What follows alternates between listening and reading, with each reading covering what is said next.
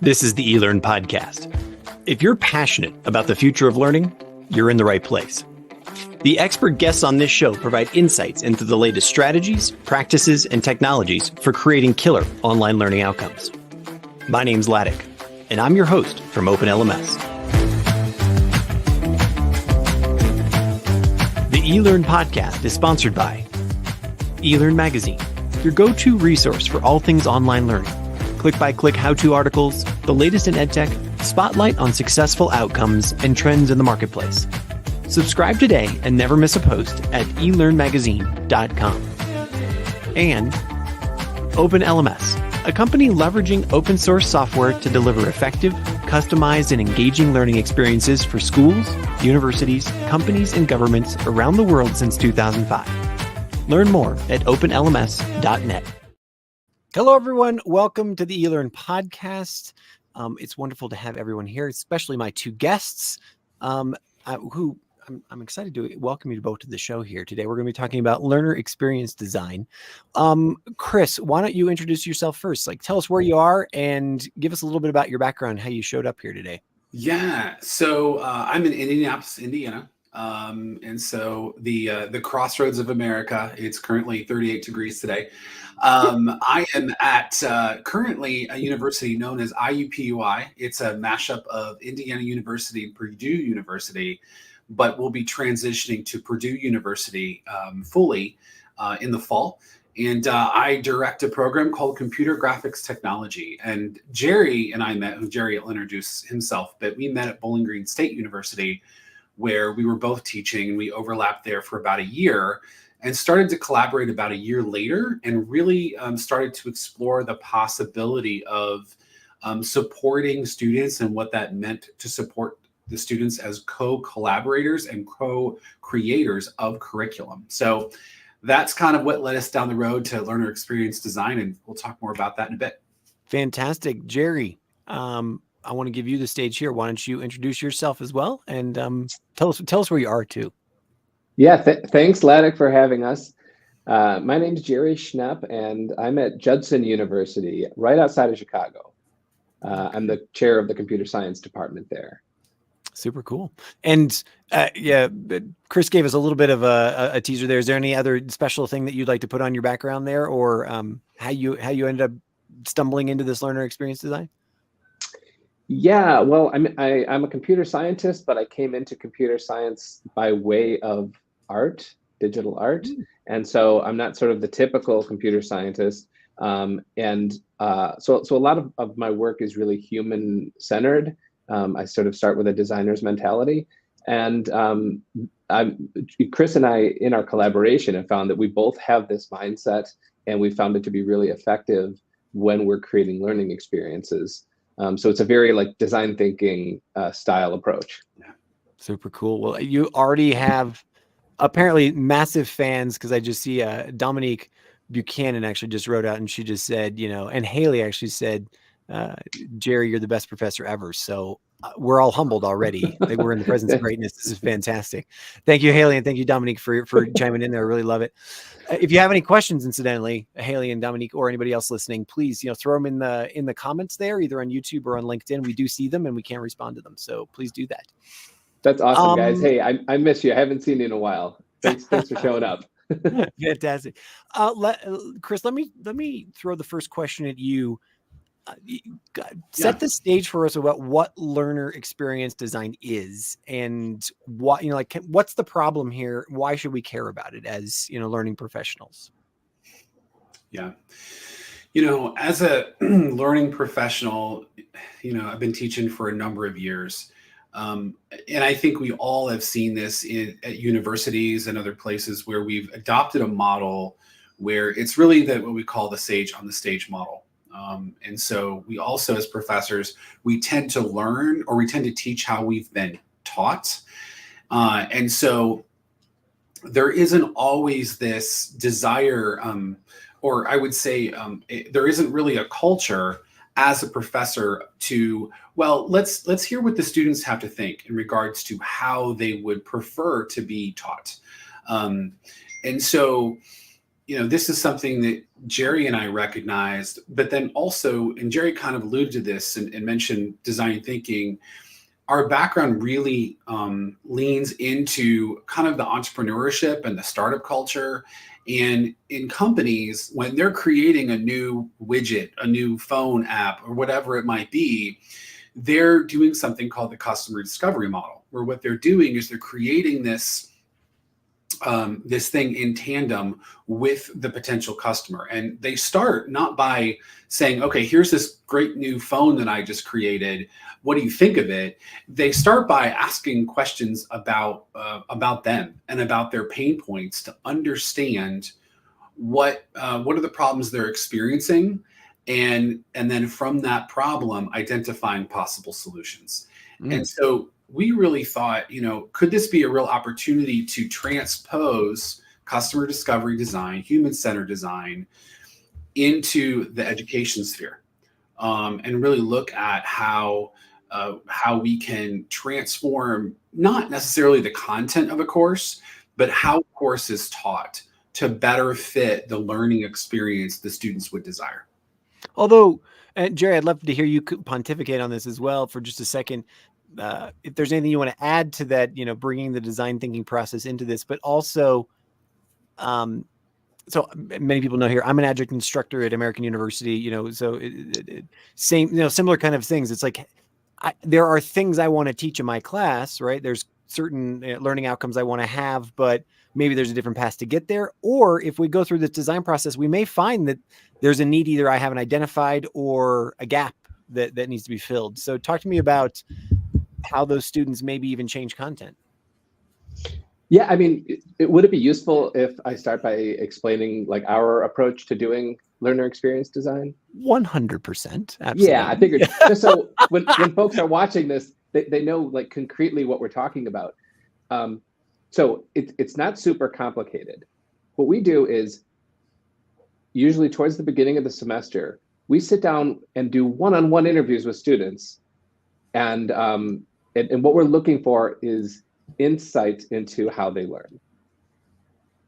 Chris mentioned the customer discovery process. So we base the way that we ask questions on the customer discovery process that's in the Lean Startup, this book by Eric Weiss that talks about this process. And all it is there's just a couple of simple rules, which is you don't ask people about your course. Instead, you ask them about the way that they have learned in other courses and how they typically learn.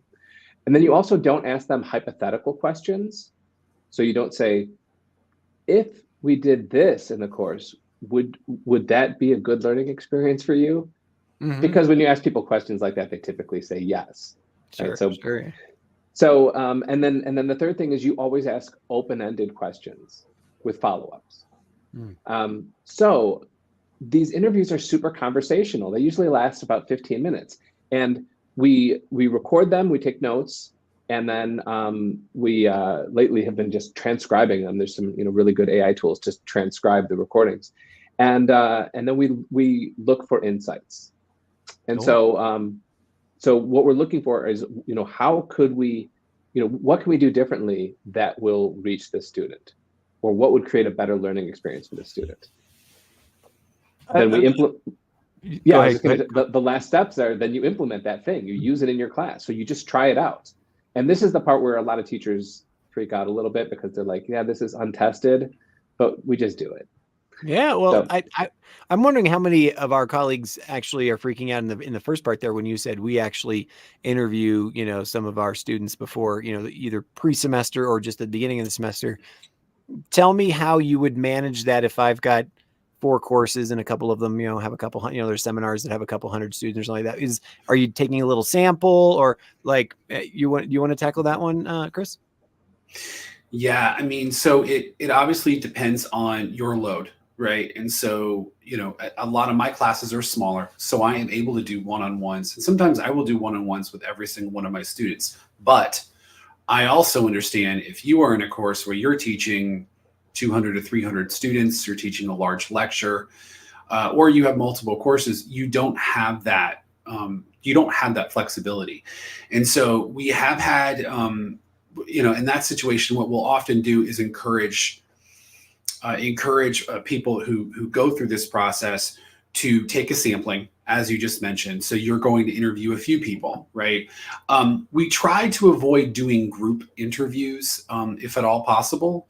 Sometimes when you do group interviews, you'll get the people who talk maybe a little bit less, or they'll just kind of give the, yeah, I agree with that, or you won't really get that genuine rapport built with the student if you are typically doing those groups. But taking a sampling is a good approach, just to really get a sense and a pulse from the student. Now, the thing that we also, going back from, taking from the customer discovery model is, if I am developing something for one person, it genuinely applies to multiple people. And so we don't necessarily need to interview everybody in the class, because if you take a general sample, generally what you have, the insights you've gained can be applied to the majority of the class, if not everybody. Sure. I feel that. Dominique has a question for you. Before I ask that question, though, a quick follow-up on that, and tell me who might be better to take this, is in this process, and I guess it really goes with Dominique's question. She said, what's the most unique thing that you've heard in a student interview, or common things that you didn't accept or didn't expect? And my question was, if I'm a professor, an instructor, or if I'm in the corporate space and I'm reaching out to colleagues about what they like, are there soul crushing moments when it's just like, oh crap, oh no, I didn't expect to hear that, and that requires a whole different module, or like a completely different, like, I'm just thinking of potential overwhelm. I'm going to be like, oh no, you want me to actually provide, talk to me about that, like unique answers, aha moments, really like sort of black swan kind of stuff. You want to take this one, Jerry? You want to take one, Jerry? Well, I've got a few, but go ahead. Good. I think we should both. Chris made a great point in his last answer, though, and I want to make sure that that's clear, that we're not doing individualized learning. Like, this might seem like it's individualized learning, like we're trying to create learning experiences for these particular students. That's not it. It's more, as Chris described, getting a pulse, because what we find is that there tends to be trends with students and the way they learn. And so this is a way to create individual personas for students. That's what we use when we do the design, but these are really representative of all the students. And for that reason, you don't need to necessarily even interview the students that are in your class. You can interview students that are in other classes. Okay. Because you're really learning about learning preferences. And so, I mean, one of the questions that I tend to ask is, I ask students to tell me how they prepared for final exams last semester. Mm-hmm. Right? So instead of saying, like, what's the best way to study for final exams, I ask them about last semester. How did you study? And what I hear a lot of now is that people are using online resources that are outside of their class. They're not using the material that the professor gives them to study. Instead, they're going out and finding other resources.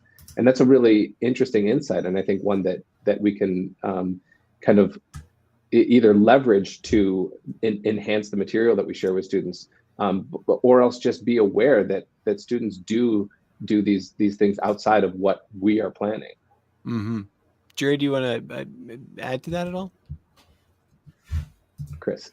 Sorry, Chris. No worries. I was looking at you. I apologize. No, you're good. We've got faces flying around the screen. Yeah, Jerry, would you like to add to what you just said? And so, I think, when I think about conversations with the students I've had, I have had some really good conversations, understanding sometimes actually what we've learned, what I've taught them in the past, and how that's kind of affected them as we talk about other courses, which has been an interesting insight. So, like, I'll have a student in a class and they'll be like, you taught me how to do this with this piece of software in this way, and it had an effect on me. And now in this class, so that was a helpful insight to know, like, hey, I'm on the right track.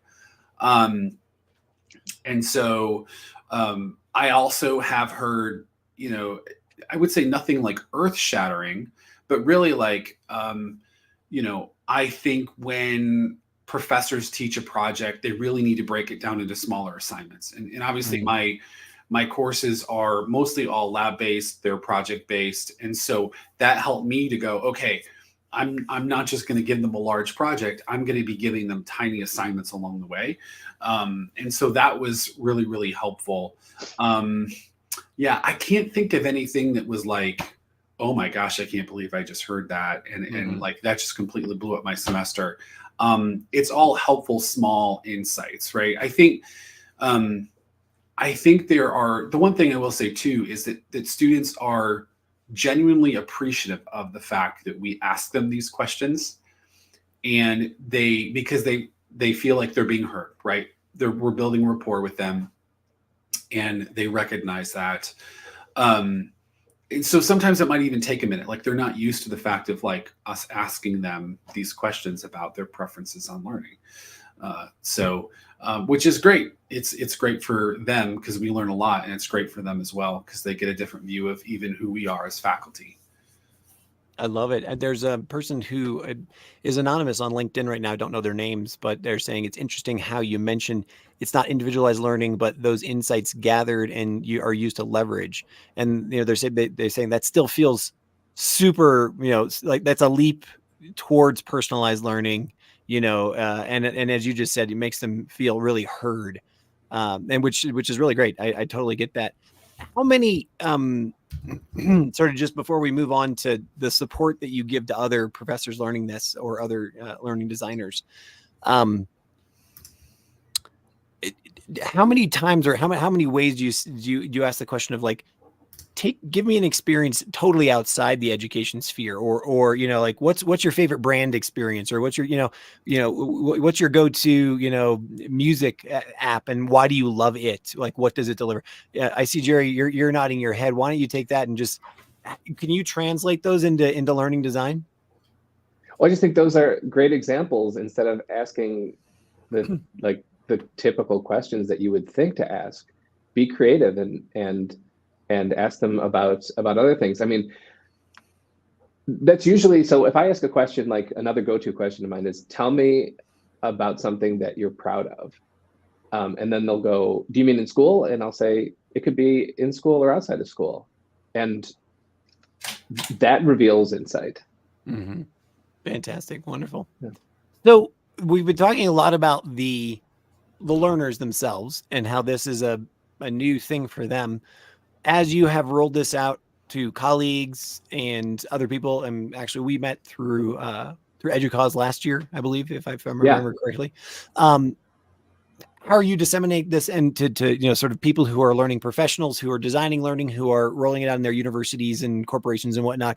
What's the feedback you've gotten from them? What are the ahas that you've heard? And most importantly, what are some of the challenges that you've been hearing about? So Jerry and I started early on just doing small workshops at our own home institutions. So when Jerry was at Bowling Green State at the time, we did a workshop series there. We did one at IUPUI. And we did that in partnership with, in my case, it was in partnership with our Center for Teaching and Learning, gaining and identifying participants that way. And then, we, just like with everything else in COVID hitting, right, we actually ended up changing formats and partnering with the International Society for Exploring Teaching and Learning, which is an international organization focused on basically pedagogical innovation. And so, which we're both a part of. And through that, we were able to offer an online version of the workshop. And we did so with, I want to say it was probably 120 participants during the pandemic, during this summer session, actually. So the thing that we realized early on was, and actually I feel like it was the third session of 3 at the one at Bowling Green State, where Jerry and I were talking, and it was like, oh, like we have faculty who are doing things like they're switching to active learning strategies where they weren't before, and like they might not even be able to call it an active learning strategy, but it actually just is.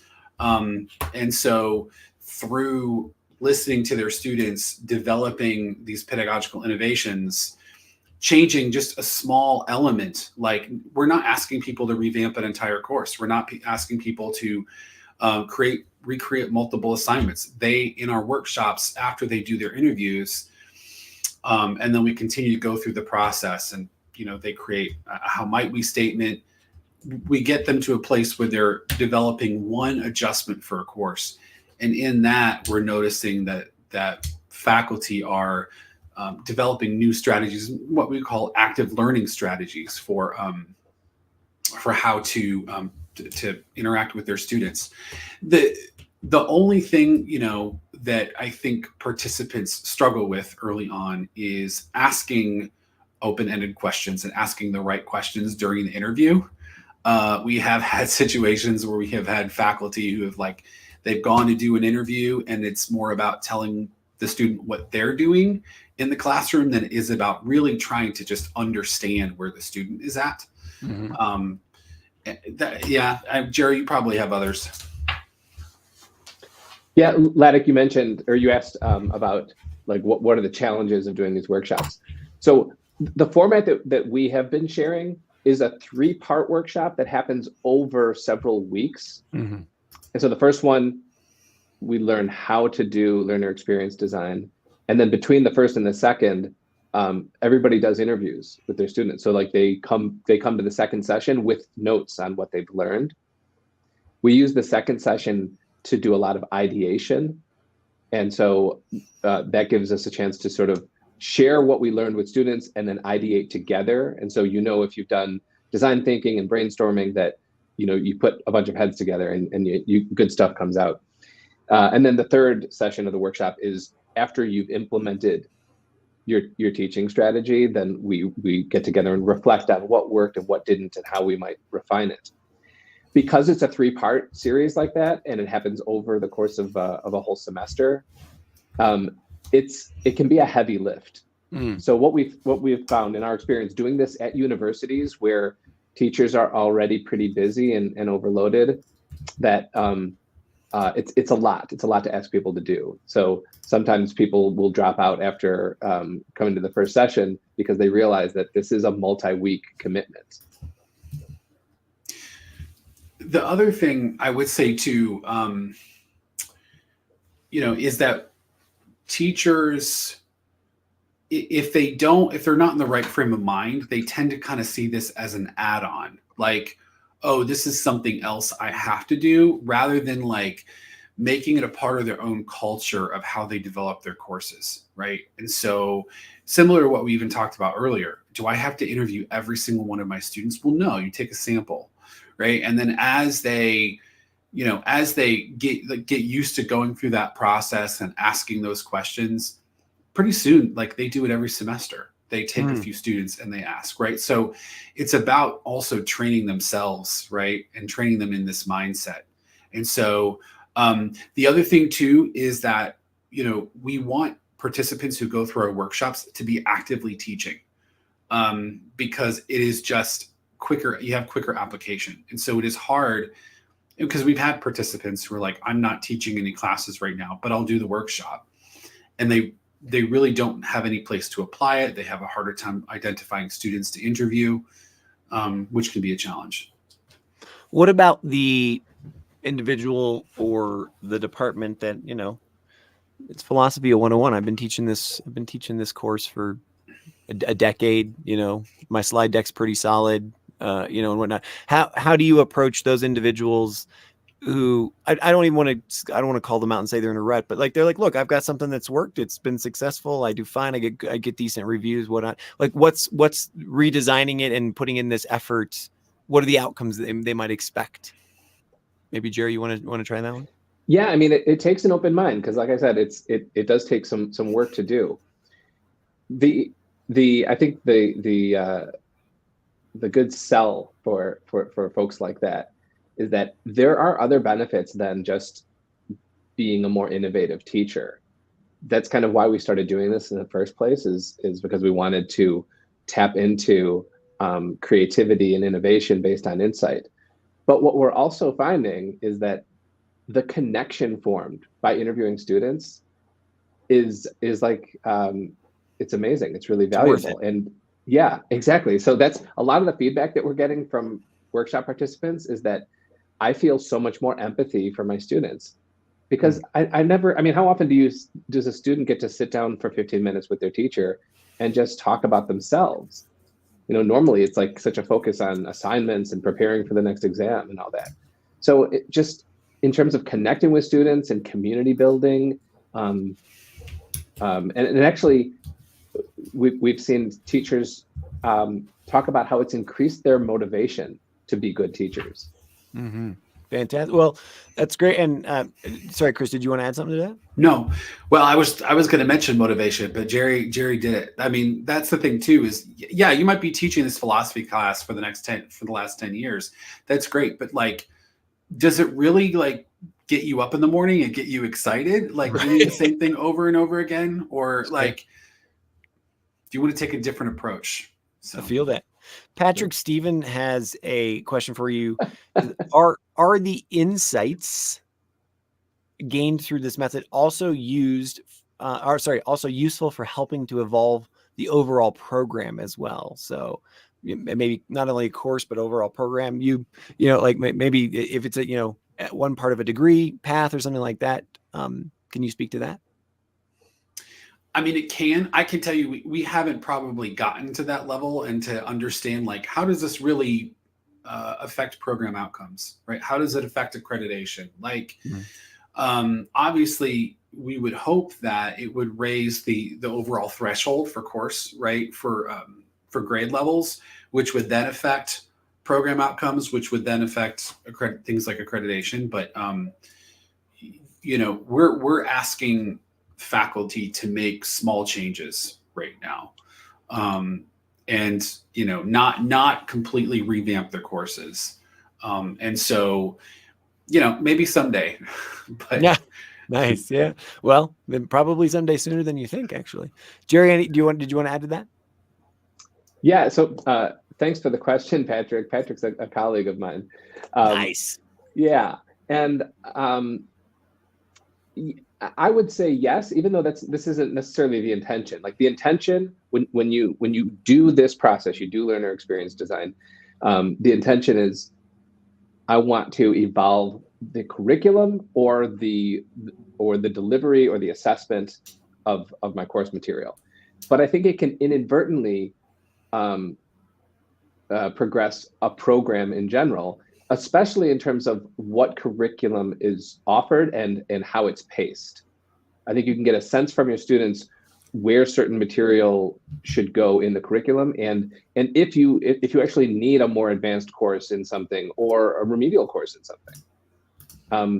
Those insights will sort of reveal where the students are in ways that a traditional assessment won't. Speaking of the assessments, Haley Zwazinski, I hope that I did not just completely destroy her family name. She's asking, do you see a difference between implementing or sampling online versus in-person or hybrid?